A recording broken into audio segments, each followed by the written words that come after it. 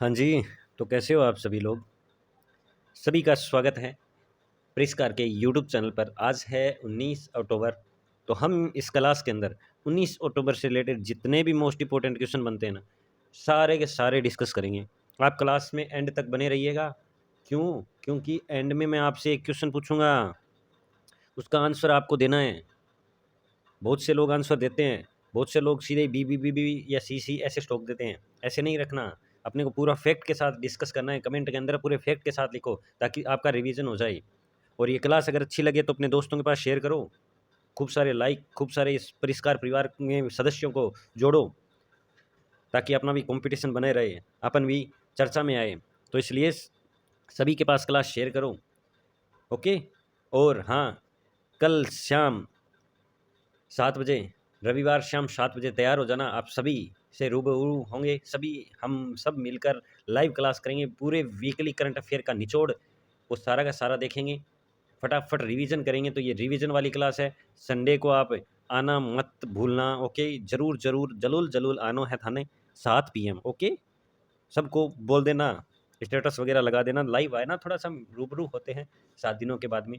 Okay, तो चलो अब अपन हमेशा की तरह पॉजिटिव कोट से हैं वो क्वेश्चन डिस्कस करते हैं। तो आज का पॉजिटिव कोट क्या है देखो, कि कालः सत्यम वदति, यानी समय आपको सत्य से अवगत करा ही देता है। अब कुछ जो अंग्रेजी है, लोग अंग्रेज है, उनको भी बोल देते हैं कि times make you aware of the truth. देखो भाई, जितनी प्यारी मैं मातृभाषा हिंदी और मारवाड़ी बोल सका, बीती प्यारी इंग्लिश कौन बोल सका। देखो इंग्लिश बिना पूंछ की लैंग्वेज है, तो उसमें कोई ऊपर उतार चढ़ाव ऊपर नीचे हो तो कृपया करके माफ़ कीजिएगा।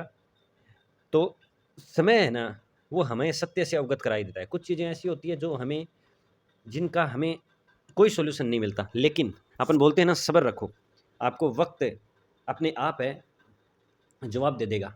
मतलब कुछ चीज़ें अगर अपने हाथ में नहीं हो ना, तो वो कहाँ छोड़ देनी चाहिए? वक्त के ऊपर छोड़ देनी चाहिए। कहाँ पर छोड़ देनी चाहिए?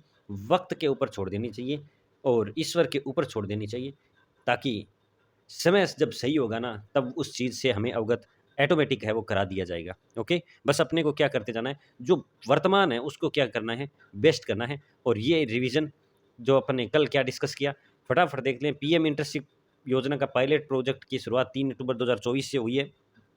सुप्रीम कोर्ट के 51वें चीफ जस्टिस कौन बनेंगे? संजीव खन्ना बनेंगे। 10 नवंबर को DY चंद्रचूड़ जो प्रेजेंट के है ना जस्टिस है, वो रिटायर हो जाएंगे और फिर ये 6 महीने के लिए रहेंगे और मई 2025 में ये रिटायर हो जाएंगे। तो फिर 52 में नए बनेंगे, तो उनको देखते हैं। तो हाल ही में नई न्याय की देवी की मूर्ति कहाँ लगाई गई है? तो सुप्रीम कोर्ट में ही लगाई गई है।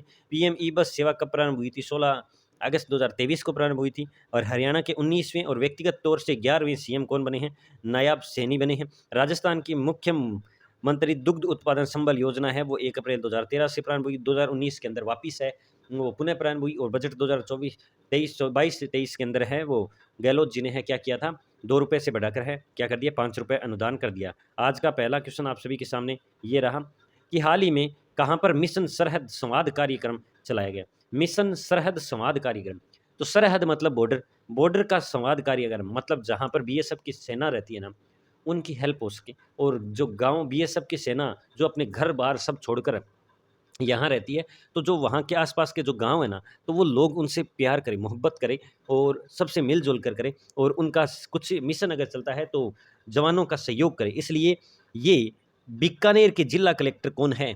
जिनका नाम है नम्रता वर्षण, इनके द्वारा है क्या किया गया है, ये कार्यक्रम है स्टार्ट किया गया है। मिशन सरहद संवाद कार्यक्रम बीएसएफ के जवानों के साथ मिलकर ये किया जाएगा उनकी हेल्प के लिए। तो ध्यान में रखना, बीकानेर जिसे राव बीका ने है 1482 के अंदर बसाया था। ओके, 1482 के अंदर बताया था। बीकानेर जहाँ देशनोक है, धाड़ी वाली डोकरी, जिसे करणी माता भी कहते हैं, करणी माता, या जिसे उपनाम दाढ़ी वाली डोकरी भी कहते हैं।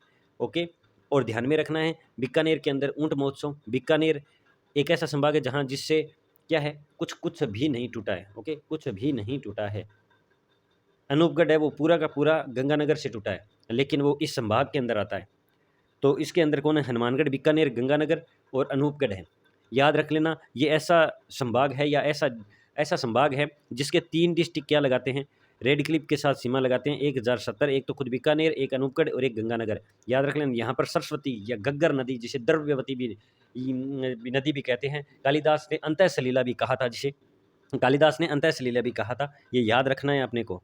ओके, ये रखोगे ना, घग्गर नदी। और हड़प्पा कालीन सभ्यता वाला संभाग भी कौन सा है? यही है संभाग, ये भी आपको ध्यान में रखना है। और पाकिस्तान के सबसे नज़दीक जिला मुख्यालय की बात की जाए ना, तो बीकानेर है। ओके, लेकिन पहले था बीकानेर, अब अनूपगढ़ हो। ओके, अब अनूपगढ़ है, तो ये पूरा का पूरा याद रख लेना। जैसलमेर के अंदर आप सबको पता है थार महोत्सव मनाया जाता है, और गंगानगर से टूटकर अनूपगढ़ बना है। ठीक है, चलो नेक्स्ट क्वेश्चन देखते हैं। नेक्स्ट क्वेश्चन है अपना कि हाल ही में सूचना के अधिकार अधिनियम 2005 की जानकारी के लिए संग्रहालय का निर्माण कहाँ करवाया गया है? संग्रहालय का निर्माण कर लेना, यहाँ पर का निर्माण कहाँ करवाया गया है? संग्रहालय का निर्माण है वो कहाँ करवाया गया है? सूचना का अधिकार अधिनियम बहुत मोस्ट इंपॉर्टेंट अधिनियम है। ये वीडियो के अंदर क्वेश्चन पूछा गया था, पटवार के अंदर क्वेश्चन पूछा गया था। तो इसका संग्रहालय का निर्माण है वो ब्यावर नर्बद खेड़ा के अंदर। कहाँ? नर्बद खेड़ा ब्यावर के अंदर है वो इसका संग्रहालय बनाया जाएगा। सूचना का अधिकार अधिनियम 1905 सॉरी 2005 1995 के अंदर तो ये प्रारंभ हुआ था। अरुणा रॉय ने है वो आंदोलन करके प्रारंभ किया था, जिसे 12 अक्टूबर 2005 को क्या हुआ, राज्य में लागू कर दिया गया था, मतलब पूर्ण रूप से अपना लिया गया था भारत सरकार के द्वारा, और 2006 के अंदर संपूर्ण भारत में लागू कर दिया गया था। लेकिन अपना राजस्थान ऐसा राज्य था जो सन 2000 के अंदर है वो अधिनियम अपना लिया, और ऐसा अपनाने वाला अपना राजस्थान पहला क्या था, राज्य था, पहला राज्य था, याद रख लेना। जामडोली कहाँ पर है? उदयपुर के अंदर है। जमुआ रामगढ़ कहाँ है? तो ये जयपुर के अंदर है। और देवमाली ब्यावर आप सबको पता है टूरिज्म के लिए बेस्ट पर्यटन गांव घोषित किया गया है देवमाली। ठीक है, ओके, ध्यान रखोगे ना? चलो तो ध्यान रखो। तो नेक्स्ट क्वेश्चन देखा। हाँ, एक और बता दूं, राज्य सूचना आयोग का गठन कब हुआ था? तो 13 अप्रैल 2006 को गठन हुआ था। कब हुआ था? 13 अप्रैल 2006 को क्या हुआ था? राज्य सूचना आयोग का गठन हुआ था, जिसे वर्तमान अध्यक्ष कौन है? मोहनलाल लाठर है। कौन है? मोहनलाल लाठर है वो क्या है? वर्तमान अध्यक्ष है। ये अपन ने चर्चा कर चुके हैं सारे के सारे, जब एक बार अध्यक्ष वगैरह करवाए थे ना, तो अपन ने चर्चा की थी। चलो नेक्स्ट क्वेश्चन पे चर्चा वापिस करते हैं।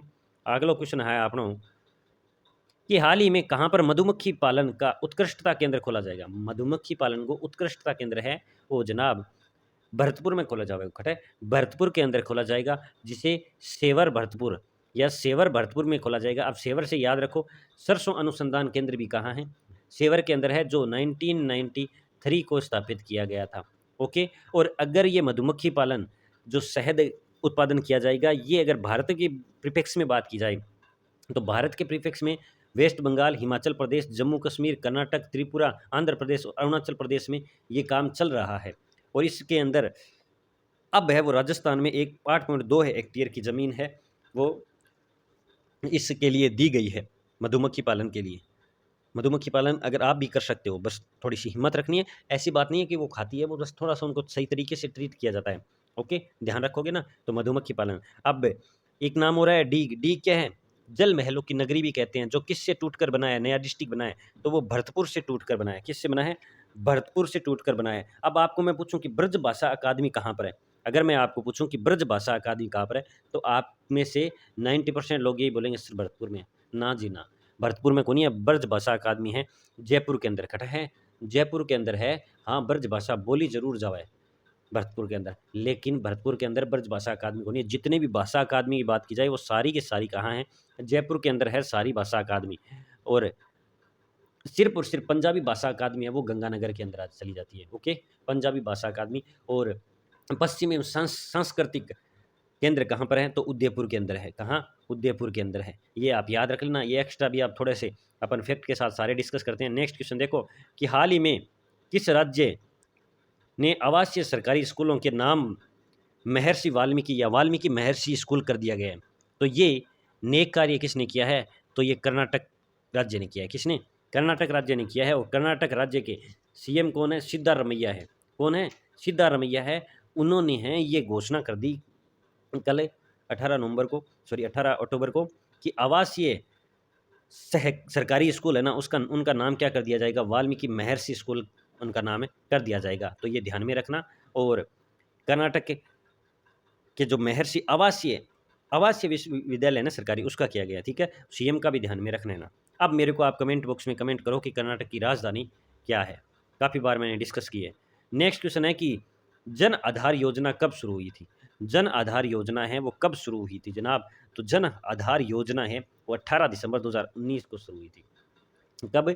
18 दिसंबर 2019 को शुरू हुई थी जन आधार योजना। मैंने आपको पहले ही कहा था कि अपन एक क्वेश्चन है वो योजना से रिलेटेड पक्का करेंगे, क्योंकि सीईटी के अंदर क्वेश्चन पूछे गए हैं, जितने 4 शिफ्ट के अंदर ग्रेजुएशन के अंदर हुए वो चारों के चारों पूछे गए हैं। 16 अगस्त 2023 को अपन ने देखा ही था, पीएम ई बस, पीएम वाला अपन ने आज रिवीजन ही किया था, पीएम ई बस सेवा स्टार्ट हुई थी। ओके, और जन सूचना पोर्टल भी ध्यान रखना 13 सितंबर 2019 को। और इंदिरा गांधी मातृत्व योजना 19 इंदिरा गांधी मातृत्व योजना 19 नवंबर 2020 को शुरू हुई थी। मुख्यमंत्री युवा संबल योजना 1 फरवरी 2019 को शुरू हुई। ये आपको कहीं रखना है, ध्यान रखना है, कहीं रखना है, ध्यान रखेला। ये क्वेश्चन पूरा कंप्लीट हो गए।